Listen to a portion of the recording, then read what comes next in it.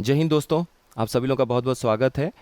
तो पर्यायवाची का ये 5वां वीडियो है। पिछले जो 4 वीडियोस जिन्होंने भी नहीं देखा है, प्लीज़ आप लोग एक बार वो ज़रूर देख लीजिएगा, क्योंकि बहुत सारा जो कॉन्सेप्ट इसमें हम लोग समझेंगे शब्दों का, वो हम पहले भी डिस्कस कर चुके हैं, तो आप उसको आसानी से जोड़ के समझ सकते हैं। और एक एक वीडियो और आएगा इसके बाद, वो थोड़ा सा लंबा वीडियो हो सकता है, क्योंकि उसमें जो बचे हुए महत्वपूर्ण शब्द हैं उनके पर्यायवाची वहाँ पर आपको देखने को मिलेंगे। और इन 6 वीडियोज़ के बाद में आप ये मान के चलिए कि उसके बाद लगभग लगभग सारे शब्द हमारे कंप्लीट हो जाएंगे।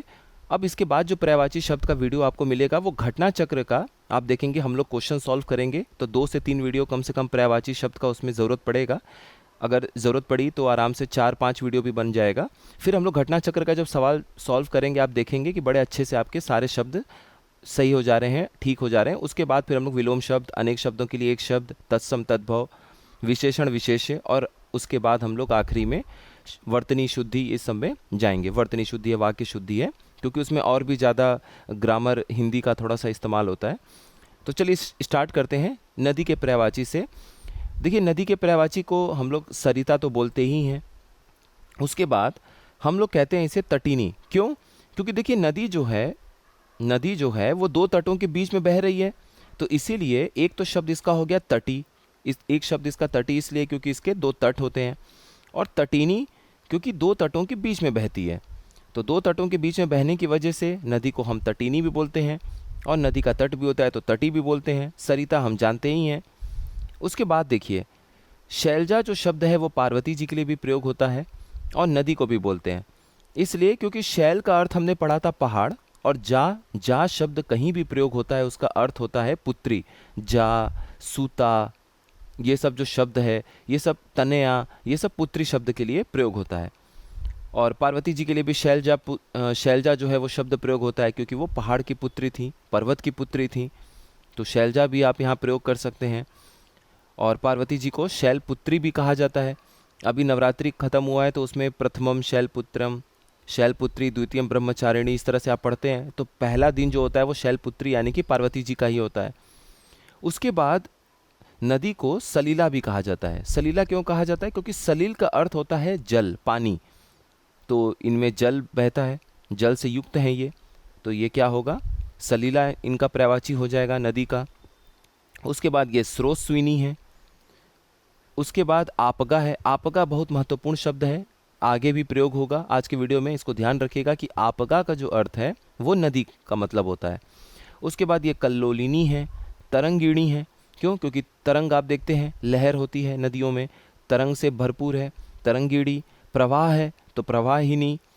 शैवालिनी, शैवाल एल्गी को बोलते हैं, तो शैवाल से ये युक्त है इसलिए शैवालिनी है। उसके बाद ये निम्नगा है। देखिए, गा शब्द या ग शब्द का कहीं भी प्रयोग आप देखेंगे वो गमन करने के लिए होता है, ग शब्द का प्रयोग। अभी आप कहीं कहीं भी ग देखेंगे तो ग जहाँ भी प्रत्यय लगा रहेगा, शब्दों के पीछे ग लगा रहेगा, तो उसका अर्थ होता है गमन करना, चलना, जाना। और यहाँ जो निम्नगा में गा शब्द है, इसका अर्थ है गहरा या गहराई तक जाने वाला। तो जैसे मान लीजिए नदी जा रही है, झरने के रूप में गिर रही है, नीचे काफ़ी गहरा है झरने का पानी, या फिर नदी काफ़ी गहरी है, तो उस अर्थ में प्रयोग होता है निम्नगा का। इसीलिए नीचे की तरफ जाने वाली और गहरी है जो, वो कौन सी है? वो नदी है। अब देखिए, यहाँ जो आपगा शब्द है, आपगा का अर्थ क्या होता है कि किसी खास स्रोत से निकल के नदी पूरी ऐसे बहते हुए और किसी बड़े जल स्रोत में, मतलब किसी और बड़े जल के हिस्से में जाके मिल जाती है, चाहे समुद्र हो या कोई झील हो। तो ये जो पूरी नदी अपने रूट को, अपने रास्ते को जो ऐसे से पालन करती है, जाती है बहते हुए, इसी को हम आपगा कहते हैं। आपगा का अर्थ इसी के लिए प्रयोग किया जाता है, नदी के लिए। अब नदी का आपने पढ़ लिया पर्यायवाची। अब देखिए, इसके बाद हम पढ़ेंगे गंगा जी का पर्यायवाची। गंगा का एक पर्यायवाची है जाह्नवी। जाह्नवी इसलिए कहते हैं क्योंकि जहनु ऋषि थे, उनसे जुड़ा हुआ एक कथा है, इसीलिए गंगा जी को जाह्नवी भी बोलते हैं। जब गंगा जी बहुत तेज़ी से बहते हुए आई तो उनके अगल बगल के आश्रम को नष्ट कर दिया उन्होंने।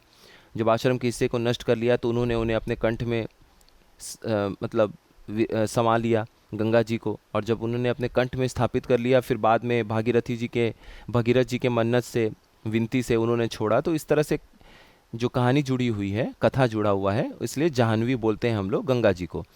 त्रिपथगा, त्रिपथगा में त्रि का अर्थ होता है 3, पथ, पथ का मतलब मार्ग, और गा मतलब बहना, चलना, गमन करना इसमें। तो ऐसा माना जाता है कि गंगा जी तीनों जो मृत्यु लोक, पाताल लोक और जो स्वर्ग लोक है, तीनों ही जगह से बहती है, तीनों पथ से बहती है, इसलिए इसे त्रिपथगा भी कहा जाता है। भगीरथ जी के विनती पर ये धरती पर आई, इसलिए भागीरथी हैं। विष्णुपदी क्यों हैं? क्योंकि भगवान विष्णु के चरण में वास करती थी गंगा जी, तो विष्णुपदी हैं। पद का यहाँ पे अर्थ पैरों से है, चरण से है, और भगवान विष्णु के चरण में वास करती थी तो विष्णुपदी हैं। मंदाकिनी गंगा जी को कहा जाता है। और शिव शीश धारिणी, नाम से ही लग रहा है कि भगवान शिव जब इनको शीश में अपने धारण किए हुए थे, तो इसीलिए गंगा जी का नाम शिव शीश धारिणी भी है। अब देखिए, और भी गंगा जी के पर्यायवाची शब्द आपको देखने को मिलेंगे। आपको कैसे अब समझना है, कॉन्सेप्ट समझिए। देव हो गए, सूर हो गए, सूर का भी अर्थ देव होता है, और स्वर्ग हो गया। इनके पर्यायवाची में जब आप नदी के पर्यायवाची को जोड़ देते हैं तो आप गंगा जी के पर्यायवाची को पा जाते हैं। जैसे देव नदी, देवों की नदी कौन? गंगा जी। देवापगा, अब देखिए देव धन आपगा, आपगा का अर्थ नदी है, तो जो देवों की नदी है देवापगा, ये देव और आपगा मिलकर दीर्घ संधि करके यहाँ पर देवापगा कर रहे हैं, तो ये किसके लिए प्रयोग होता है? गंगा जी के लिए। अब देव की जगह आप सुर का प्रयोग कर लीजिए, क्योंकि सुर का अर्थ भी क्या होता है? देवताओं से होता है, तो सुर नदी बोल सकते हैं। नदी का एक अर्थ सरी भी होता है, तो सुर सरी हो गया, देव सरी हो गया, सुर सरिता हो गया, देव सरिता हो गया। तरंगिणी, तरंगिणी का भी अर्थ होता है नदी के लिए, तो स्वर्ग में बहने वाली जो नदी है, स्वर्ग की नदी है, स्वर्ग तरंगिणी, वो है गंगा जी। स्वर्गापगा, स्वर्ग धन आपगा, स्वर्ग की नदी स्वर्गापगा। उसके बाद सूर तरंगिणी, सूर देवता कहलाते हैं। तो आप ऐसे शब्दों को जोड़ते रहिए। कॉन्सेप्ट कुल मिला के यही है कि देव और स्वर्ग, इन दोनों के पर्यायवाची में आप नदी के पर्यायवाची को जोड़ लीजिए, अपने आप आपका गंगा जी का पर्यायवाची आप पा जाएंगे। तो ये कुल मिला के यहाँ पे नदी और गंगा, ये दोनों हम लोगों ने देख लिया इनके पर्यायवाची को। अब आगे बढ़ते हैं पर्वत की तरफ।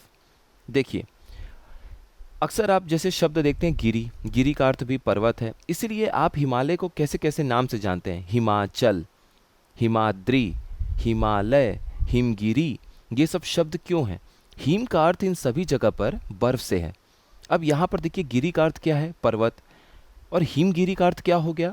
वो पर्वत जो कि बर्फ से ढका हुआ है, बर्फ से युक्त है, बर्फ से भरा हुआ है, तो वो कौन है? हिमगिरी। हिमगिरी हम हिमालय को भी बोलते हैं। हिमालय, हिम धन आलय, आलय का अर्थ होता है निवास, आलय का अर्थ होता है स्थान। तो जैसे ऐसा कोई स्थान जहाँ पर आप विद्या ग्रहण करते हैं, तो उसको आप क्या बोलते हैं? विद्या धन आलय, विद्यालय, दीर्घ संधि हो जाती है। उसी तरीके से हम लोगों ने पिछले वीडियोस में समुद्र के बारे में पढ़ा था कि हम उसे मकरालय भी बोलते हैं। क्यों हम उसे, समुद्र को मकरालय क्यों बोलते हैं? मकरालय इसलिए बोलते हैं क्योंकि मकर धन आलय, मकर मछली को बोलते हैं, तो मछली जहाँ पे निवास करती है, मछली का जो स्थान है वो क्या है? मकरालय। उसी तरीके से वरुण जल के देवता हैं, तो हम समुद्र को वरुणालय भी बोलते हैं। क्यों? वरुण धन आलय, जहाँ पर समुद्र के देवता निवास करते हैं, वास करते हैं, वो क्या है? समुद्र है। अच्छा, अद्री, अद्री का अर्थ भी होता है पर्वत के लिए, इसीलिए देखिए हिमाद्री बोलते हैं। क्यों? ऐसा पर्वत जहाँ पर हिम है, जहाँ पर बर्फ़ है, वो बर्फ़ की चादरों से ढका हुआ है, बर्फ़ से ढका हुआ है जो चट्टाने हैं, जो पर्वत है, वो क्या है? हिमाद्री, हिमधन अद्री। ठीक है। अब उसके बाद हम इसे भूधर या महीधर भी बोलते हैं। देखिए, हम लोगों ने पीछे पढ़ा था, धरती का जब पर्यायवाची पढ़ा था, ईला, भू, भूमि, धरा, अचला, तो उसमें हम लोगों ने पढ़ा था कि हम मही या भू ये भी बोलते हैं धरती को, इसीलिए महीपाल, राजा को महीपाल बोलते हैं। क्यों राजा को महीपाल क्यों बोलते हैं? क्योंकि पाल का यहाँ पर जो अर्थ है ये है पालन करने वाला, और मही, अब राजा का जो भी साम्राज्य है, जितनी भी भूमि पे उसका साम्राज्य है, उसके वो पालन करता है, पालनहार है, जनता के लिए, लोगों के लिए पालन करता है। तो ये यहाँ पर पाल हो गया, तो मही के पाल हैं, महीपाल, वो कौन हो गए? राजा। उसी तरीके से भू, भूमि, धरा, अचला में भू का अर्थ भी क्या है? धरती, तो हम राजा को भूपति भी बोलते हैं, यानी कि पूरे वो जो धरती का हिस्सा, वो भूमि का हिस्सा, भू, जो कि राजा के अपने रजवाड़े के क्षेत्र में आता है, उनके साम्राज्य के क्षेत्र में आता है, तो वो उनके पति हैं। पति कहने का अर्थ हो जाता है ईश्वर टाइप का उनको दर्जा देना, ईश्वर जैसा दर्जा देना, तो भूपति हैं, भूपेश्वर हैं। इस तरीके से कहा जाता है। उसके बाद देखिए धरती को ये धारण करता है, क्योंकि ऐसा पहले माना जाता था कि ये जो पहाड़ आपको देखने को मिल रहा है इस पर भी धरती का हिस्सा है। तो कहीं ना कहीं ये वो चीज़ें हैं जिन्होंने धरती को अपने ऊपर धारण कर लिया है, इसलिए हम इसे भूधर या महीधर भी बोलते हैं। यहाँ पे धर का अर्थ जो है वो धारण करना होता है।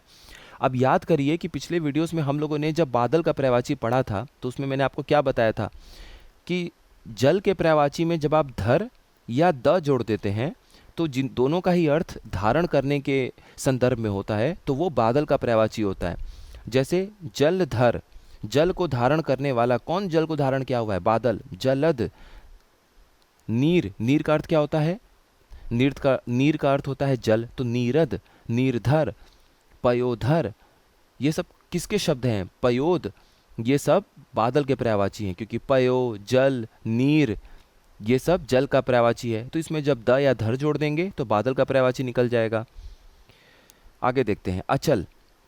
अब देखिए जिन्होंने शुरू से देखा कि उनका पहले जैसे मान लीजिए गांव ही होता था, शहर तो बाद में विकसित हुआ, तो वो बचपन से होके बड़े हो गए, अपनी जवानी पूरी जी लिया, बुढ़ौती भी आ गई, अपना पूरा जीवन बिता लिया, तब भी पहाड़ को वहीं का वहीं देखते थे। वो जाते थे कहीं से होकर वापस आते थे, फिर भी पहाड़ को वहीं देखते थे।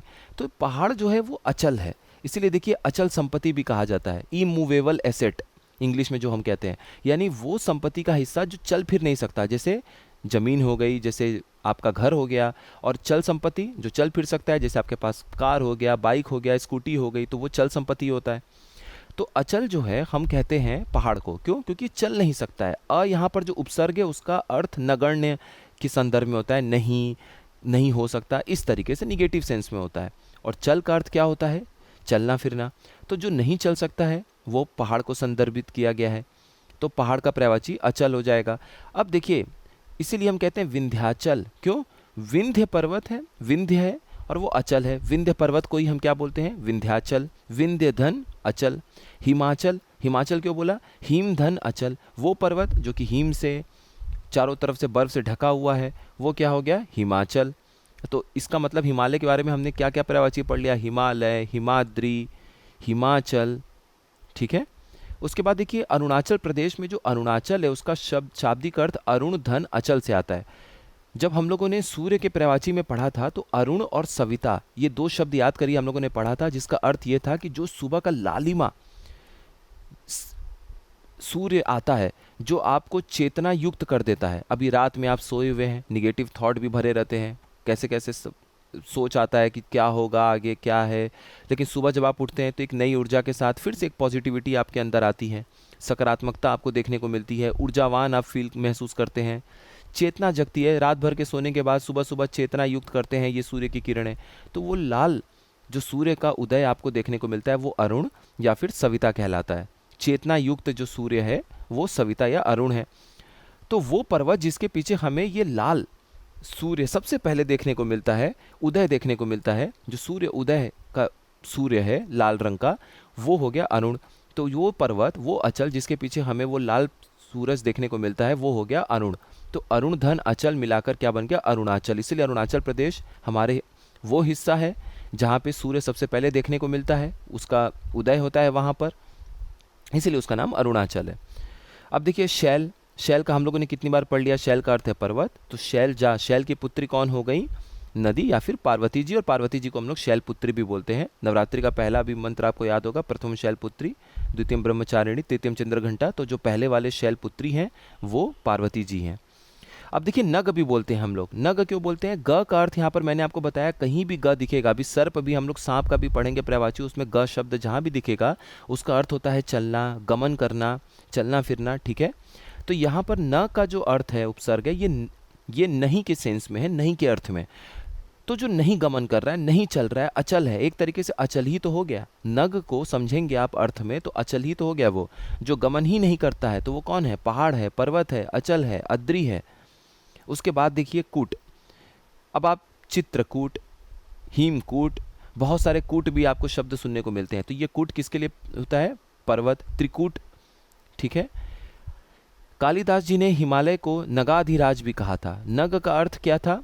नग का अर्थ अभी हमने पढ़ा कि जो नहीं चल सकता है, नहीं गमन कर सकता, यानी कि पर्वत, और उसका अधिराज, उसका राजा, यानी कि इन पहाड़ों का भी राजा कौन है? हिमालय है। इसीलिए नगाधिराज हमने मतलब हम देखने को हमें मिलता है किसके लिए? हिमालय के लिए, ध्यान रखिएगा।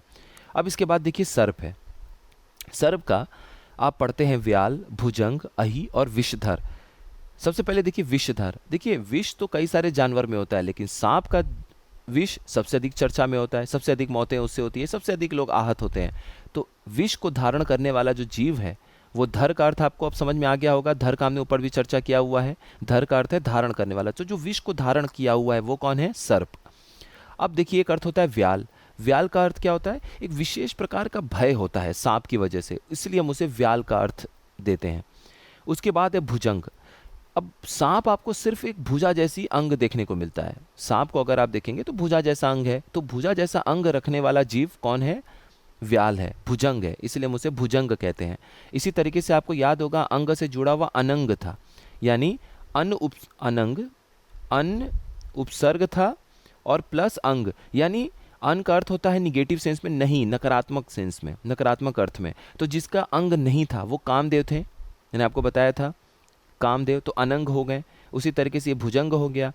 अहि भी बोलते हैं, देखिए शेषनाग को भी अहि कहते हैं। तो अहि, भुजंग, व्याल, ये सब सांप का पर्यायवाची हो गया। इसे उरग भी कहा जाता है। अब यहाँ ध्यान दीजिए, ये जो ग देख रहे हैं, पन्नग, उरग, इसमें ग का अर्थ है चलना फिरना। तो जो हृदय के बल चलता हो, उर का अर्थ होता है हृदय, उर का अर्थ होता है छाती, हृदय। तो जो अपने छाती के बल गमन करता है, क्योंकि पैर हाथ तो है नहीं, छाती के बल ऐसे गमन करते हुए नजर आएगा सांप, तो इसलिए हम उसे क्या कहते हैं? उरग। और ग का अर्थ यहाँ पर क्या है? गमन करने के अर्थ में है। उसके बाद पन्नग। पन्नग में ग का अर्थ फिर वही है, गमन करने के अर्थ में, लेकिन जो पन्न है, पन्न का अर्थ होता है, पन्न का अर्थ आप समझ लीजिए नीचे चलना, ठीक है? तो जो सांप है वो लोटता पोटता ऐसे आपको नीचे चलता हुआ नजर आएगा, तो उस अर्थ में पन्नग भी हो जाता है। उसके बाद ये फणधर है। फण है, फण निकालता है सांप, तो ये फण को धारण करने वाला है, तो ये फणधर है। फण है तो फणी है।